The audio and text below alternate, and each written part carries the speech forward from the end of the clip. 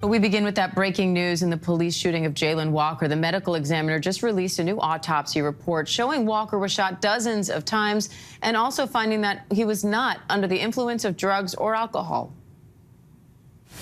The photographic record shows more than 46 labeled wounds because there are exit wounds, bullets beneath the skin, and abrasions that were numbered for the purpose of identifying specific injuries in the photographs and to permit clarity.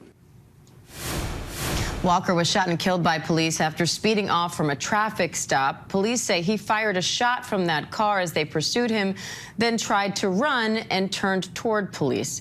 Now, body camera video shows multiple officers firing at Walker when they say he appeared to turn toward them. ABC's Mola Lenghi has been following this case and joins me live now along with ABC News legal contributor Terri Austin for more on this. Mola, initially, we heard in that preliminary report 60 wounds. This final autopsy result is saying 46 gunshot entrance wounds or grazes. Explain the difference there. Yeah, well, both are significant, no question. But, that initial report, 60, we were prepared for a significant amount of gunshot wounds. The police chief a few weeks ago prepared us for a significant number. 46, certainly a little bit less. But this is going to be key in the investigation because every bullet that was fired by these police officers is going to have to be accounted for. As the police chief said a few weeks ago, every single one of the bullets that were fired, each officer who fired one of those is going to have to explain why he fired X amount of gunshots as opposed to, a different amount. So it will be key in this investigation. Terry, the medical examiner says 5 of those gunshots entered through Walker's back, the back of his body, somewhere on the back of his body. How important is that going to be given the question of whether or not he was running away or whether he was, in fact, turning toward police as police claim?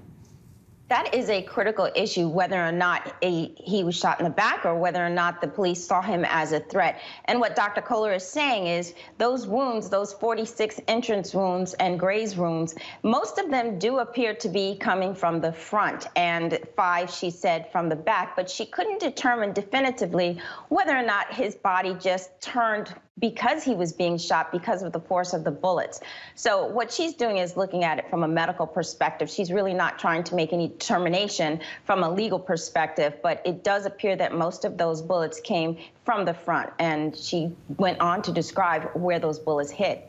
Now, Mola, the medical examiner said they did not test Walker's hands for gunshot residue. Some were calling for that to try to either back up or refute the police claim that he fired a shot from the car. The medical examiner here is saying that that kind of testing is outdated. They don't do it anymore. So how significant is that to this investigation and sort of the family wanting answers? Yeah, the medical examiner explaining that a lot goes into it. It could, if he was to test positive, it could have been a false positive. This is why they don't do that anymore. But this is potentially significant. The police are saying that this escalated from a routine traffic stop to Walker allegedly being a threat to the community after he fired that gunshot out of the car. And so a finding, some sort of testing on that would have given us some sort of definitive answer as to whether he did fire. It's really hard to tell from that video. There is a bit of a flash that authorities are pointing to, saying that is the moment that he fired that gunshot. Of course, there was the gun found in the vehicle. The family claiming that that's not who Jayland was. There have been, allegations of perhaps the gun being planted. There's no evidence of that. But this would have been significant in terms of trying to clear some of that information up. And Terry, what about these findings that Walker wasn't under the influence of drugs or alcohol? How's that going to play into this case?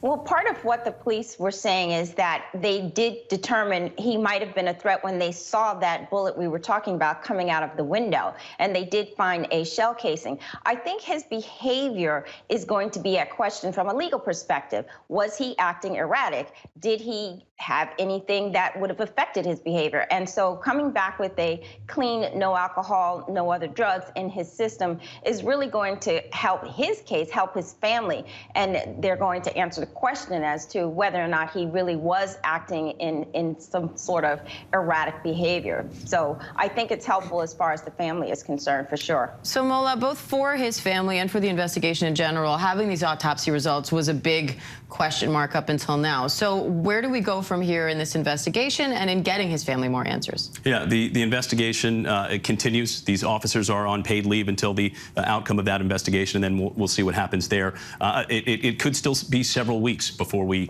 learn the findings of the Attorney General's investigation here. But this is going to be one piece to that puzzle. Of course, it is a very thorough investigation. The public spotlight is on them, so they are going to be meticulous when it comes to this. You know, they still have to question all the officers who were involved. There were about a dozen who responded, 8 who fired their weapons. So there is going to be a lot of interviews. There have been a lot of interviews, and this is just one piece to that puzzle. The family, again, they continue to search for answers. Their biggest concern throughout this whole ordeal for them has been why so many bullets, why so many gunshots, why so many, you know, how come the officers had to fire so many times? They have continued to call it excessive. And while this 46 figure is certainly less than 60, in their minds, I imagine it's still an excessive amount of gunshot wounds. And so, Terri, overall, how do you think this autopsy report is going to factor into this case?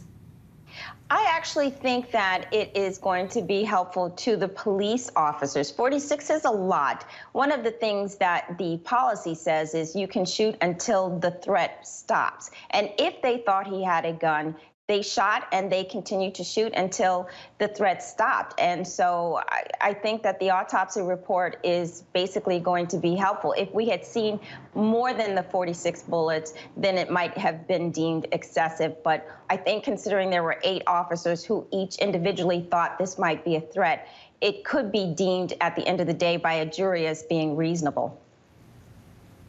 All right, Mola Lenghi, Terri Austin, thank you both. Hi, everyone. George Stephanopoulos here. Thanks for checking out the ABC News YouTube channel. If you'd like to get more videos, show highlights, and watch live event coverage, click on the right over here to subscribe to our channel. And don't forget to download the ABC News app for breaking news alerts. Thanks for watching.